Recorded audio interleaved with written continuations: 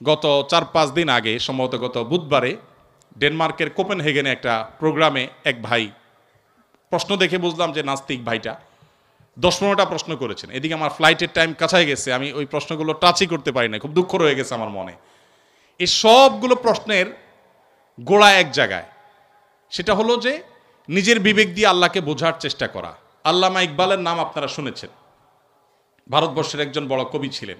আল্লামা ইকবাল বলেছেন, জু সমঝ মে আ গই ও ফির খুদা কিউ কর হুয়া। যাকে আপনার বিবেক দিয়ে ক্যাপচার করে ফেলতে পেরেছেন, আয়ত্ত করে ফেলতে পেরেছেন, সে আবার আল্লাহ হলো কিভাবে? আমাদের কোনো মুসলিম ভাইয়ের মনে প্রশ্ন জাগতে পারে যে অন্য ধর্মাবলম্বীরা আল্লাহর প্রতি ঈমান না আনার কারণে সে জাহান্নামে যাবে কেন? সে তো অনেক ভালো কাজ করেছে। অনেকে প্রশ্ন করে, বিদ্যুৎ যে আবিষ্কার করেছে, তার আবিষ্কৃত বিদ্যুতের লাইট দিয়ে কোরআন পড়ে আপনি জান্নাতে যাবেন, আর সে বেঈমান হওয়ার কারণে জান্নাতে যাবে না, কেমন কথা? অনেকে প্রশ্ন করেন না?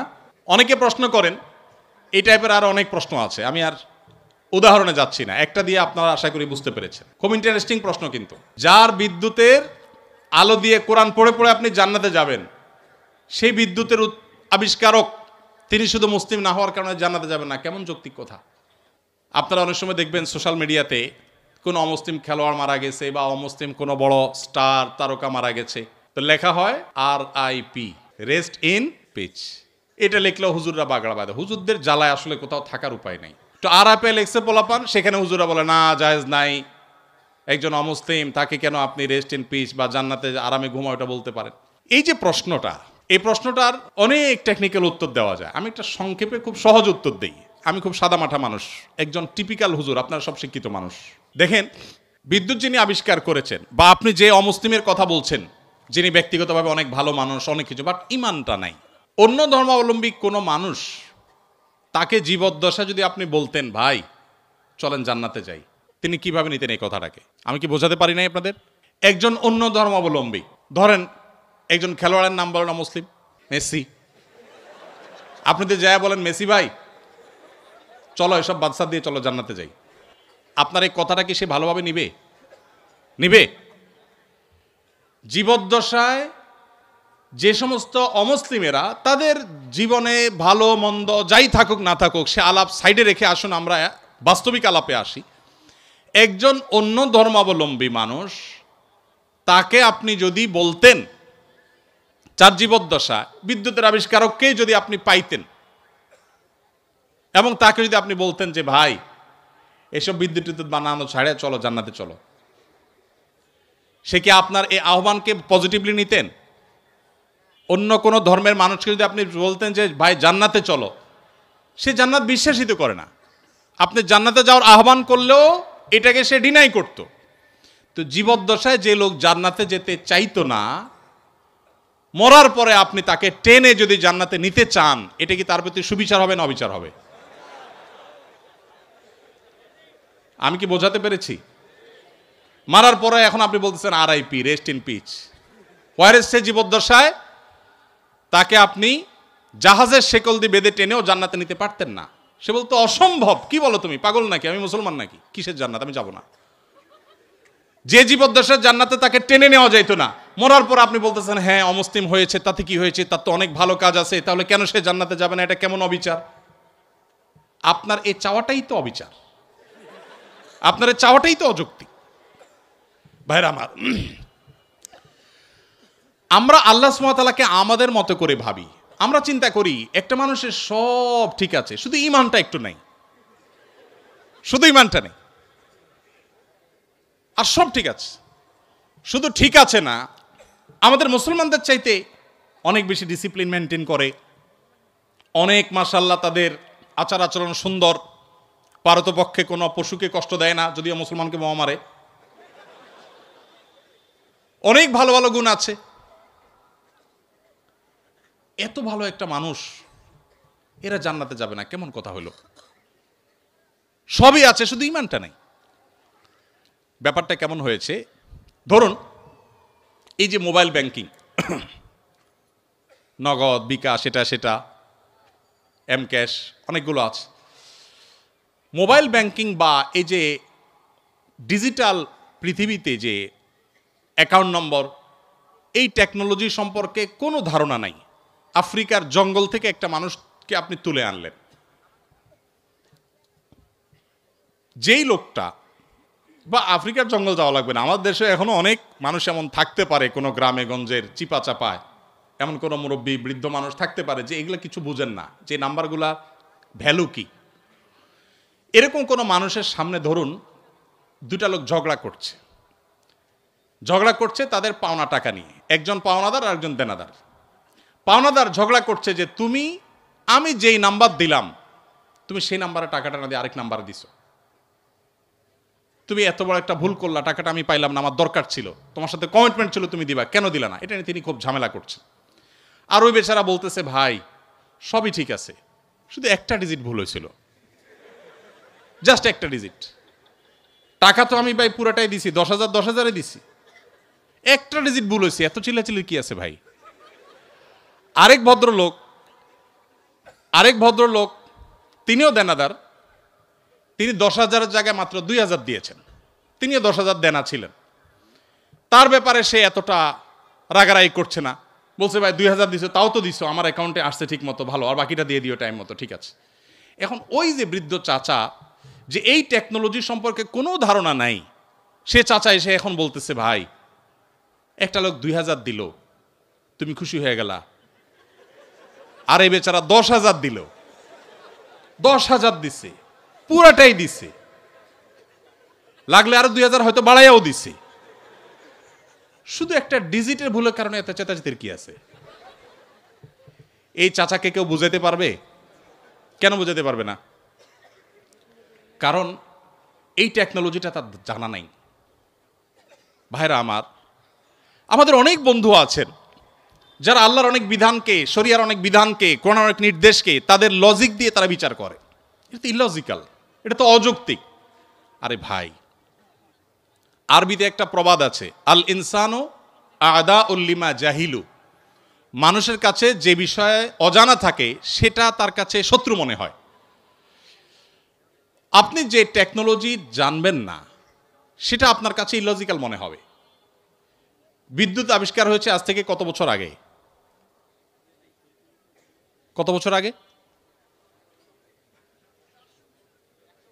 যতশো বছর আগেই হোক, ধরেন 500 বছর আগের পৃথিবীর কোনো মানুষ, বিদ্যুৎ আবিষ্কার হওয়ার আগের পৃথিবীর কোনো মানুষ, তাকে যদি বলা হতো যে এখানে ওয়ালে একটা সুইচ আছে, এখানে টিপ দিলে ওই 20 হাত দূরে ফ্যান ঘোরা শুরু করবে, এটা যদি বলা হতো, তার কাছে এই কথাটা কি লজিক্যাল হতো না ইলজিক্যাল হতো? লজিক্যাল হতো। সে বলতো হাস্যকর, তাই না?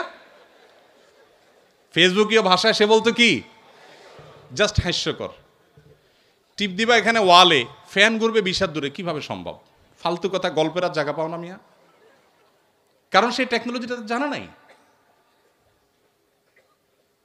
মানুষের তৈরি টেকনোলজি সম্পর্কে এতটুকু গ্যাপ থাকার কারণে যদি কোনো কিছু তার কাছে ইলজিক্যাল মনে হয়, মানুষের সৃষ্টিকর্তা, মানুষের এই ব্রেইনের সৃষ্টিকর্তা আল্লাহ রাব্বুল আলামিনের কাছে তার কোনো আদেশ, তার কোনো নিষেধ, এটার যৌক্তিকতা বাহ্যিক দৃষ্টিকোণ আমার বুঝে আসছে না, তার টেকনোলজি আমি ধরতে পারছি না।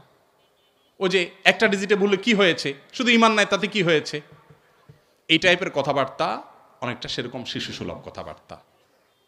আল্লাহ তাআলা আমাদেরকে বুঝার তৌফিক দান করুন। ভাইরা আমার, অনেক কথাই বলা যাবে, সময় অনেক গড়িয়ে গেছে, রাত হয়েছে, আমার করতে হবে। ইমানটা আসলে সারেন্ডার করার নাম, আত্মসমর্পণ করার নাম। মানুষ নিজের বিবেক বুদ্ধি দিয়ে আল্লাহ তাআলাকে জাজ করতে চায়। আমাদের তরুণরা, আপনারা বয়সে বেশিরভাগ এখানে আমাদের টিচারদার যারা আছেন, আমার পিতৃতুল্য, বড় ভাই তুল্য, তারা বাদে বাকি যারা আছেন সবাই স্টুডেন্ট। আপনারা এই বয়সটাতে অনেক হেয়ালিপনা আসে। ও যে বৃদ্ধ চাচার মতো ডিজিটের হিসাব কষাকষি শুরু হয়, আল্লাহর সাথে পাল্লা দেয়া দেই শুরু হয়, আল্লাহ এটা কেন বললেন, ওইটা কেন বললেন। ভাই, আল্লাহ রাব্বুল আলামিন কেউ যদি অমুসলিমের ঘরে জন্ম নেয়, আল্লাহ তাআলাকে যদি সুস্থ বিবেক বুদ্ধি দিয়ে থাকেন, তিনি অসুস্থ না হন মানসিকভাবে, শুধুমাত্র তার কাছে এই জিজ্ঞাসা থাকবে তার বিবেক তার সৃষ্টিকর্তার পথে তারে পথ নির্দেশ করেছে কি করে নেই। যদি করে থাকে আল্লাহর একত্ববাদের বিশ্বাসটা শুধু থাকে, আর কোনো বিধান আল্লাহর নাও মানে, গতানুগতিকভাবে সে মুসলমান নাও হয়, তার কাছে ইসলামের দাওয়াত যদি না যায়, তাহলে সে ইসলামের সহিত দৃষ্টিকোণ থেকে মুক্তি পেয়ে যাবে আখেরাতে। আল্লাহ তাআলা কারোর প্রতি জুলুম করবেন না, কারোর প্রতি জুলুম করবেন না। এই টাইপের অনেক প্রশ্ন আছে। গত 4-5 দিন আগে, সম্ভবত গত বুধবারে, ডেনমার্কের কোপেনহেগেনে একটা প্রোগ্রামে এক ভাই, প্রশ্ন দেখে বুঝলাম যে নাস্তিক ভাইটা 10-15টা প্রশ্ন করেছেন। এদিকে আমার ফ্লাইটের টাইম কাছায় গেছে, আমি ওই প্রশ্নগুলো টাচই করতে পারি না, খুব দুঃখ রয়ে গেছে আমার মনে। এই সবগুলো প্রশ্নের গোড়া এক জায়গায়, সেটা হলো যে নিজের বিবেক দিয়ে আল্লাহকে বোঝার চেষ্টা করা। আল্লামা ইকবালের নাম আপনারা শুনেছেন, ভারতবর্ষের একজন বড় কবি ছিলেন। আল্লামা ইকবাল বলেছেন, জু সমঝ মে আ গই ও ফির খুদা কিউ কর হুয়া। যাকে আপনার বিবেক দিয়ে ক্যাপচার করে ফেলতে পেরেছেন, আয়ত্ত করে ফেলতে পেরেছেন, সে আবার আল্লাহ হলো কিভাবে? আল্লাহ তো সে অসীম সত্তার নাম, যে অসীম সত্তাকে আপনার আমার বিবেক দিয়ে, আমার বুদ্ধি দিয়ে তার সকল আদেশ নিষেধের, সকল তত্ত্বের যৌক্তিকতা আমরা ধরতে পারবো না। এটাই তো আল্লাহর অসীমত্বের পরিচয়। একজন অধীনস্থ যদি একজন মালিকের সকল কাজের, সকল পলিসির যৌক্তিকতা তার মাথায় না ধরে, হতে পারে না। কোম্পানির মালিক আর কোম্পানির একজন ড্রাইভার, এখানে আমার বড় ভাই ডাক্তার মহিউদ্দিন ভাই আছেন, এত বড় প্রতিষ্ঠানের মালিক, এতগুলো মেডিকেল কলেজ, এতগুলো মানুষ তার কাজ করে। এখন উনি যদি ওনার একজন সাধারণ কর্মচারীকে বলেন এই জিনিসটা অমুক জায়গা দিয়ে আসো, ওইটা অমুক জায়গা নিয়ে আসো, সে যদি বলে স্যার কেন করব? যদি বলে যে অমুক রেটা দিয়ে আসো, স্যার কেন দিয়ে আসবো? কথায় কথা যদি সে স্যার কেন বলে, তাহলে এই মায়ের খাওয়ার উপযুক্ত হবে কি হবে না? কেন মায়ের খাওয়া উপযুক্ত হবে বলেন তো? আরে মিয়া, আমার সব কেন যদি তুমি বুঝে যাইতা, তাহলে তুমি তো ডাক্তার মহিউদ্দিন হয়ে যেতা, তাহলে তুমি তো আকিস গ্রুপের চেয়ারম্যান হয়ে যেতা, তাহলে তুমি তো শত শত হাজার হাজার কোটি টাকা বিজনেস করতে পারতা। আমার সব কিছুর যৌক্তিকতা তোমার বুঝে আসবে না। তুমি আমার জায়গায় আসতে বহু সময় লাগবে, আমার এই বয়স পার হয়েছে এগুলো বুঝতে বুঝতে।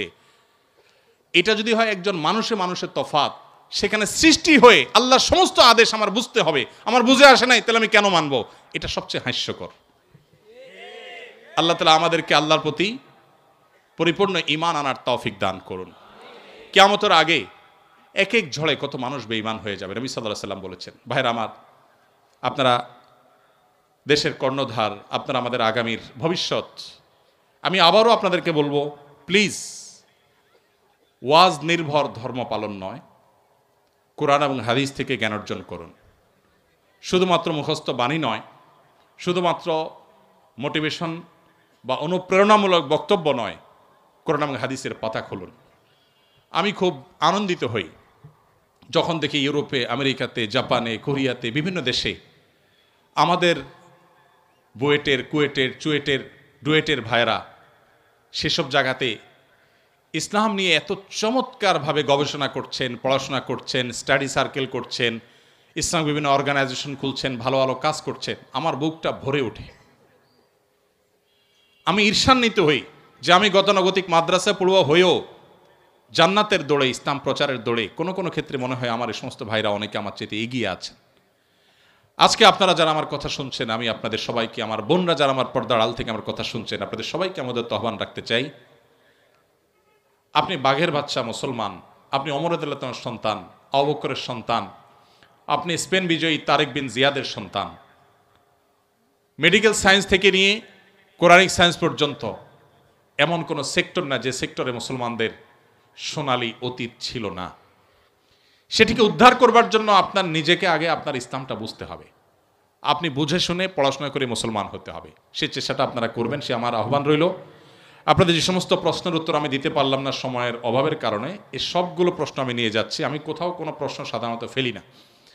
রিপিটেড প্রশ্ন না থাকলে সে প্রশ্নগুলো উত্তর দেওয়ার চেষ্টা করি। আমার মনে চাইছিল উত্তর দিতে, কিন্তু রাত অনেক গড়িয়েছে, আপনাদের ঘুমোতে হবে, আমার ফজরের পরে মিটিং আছে, যার কারণে আমাকে দৌড়াতে হবে। অনেকগুলো প্রশ্ন আছে, সবগুলোর উত্তর দিতে পারলে আমার কাছে অনেক ভালো লাগতো।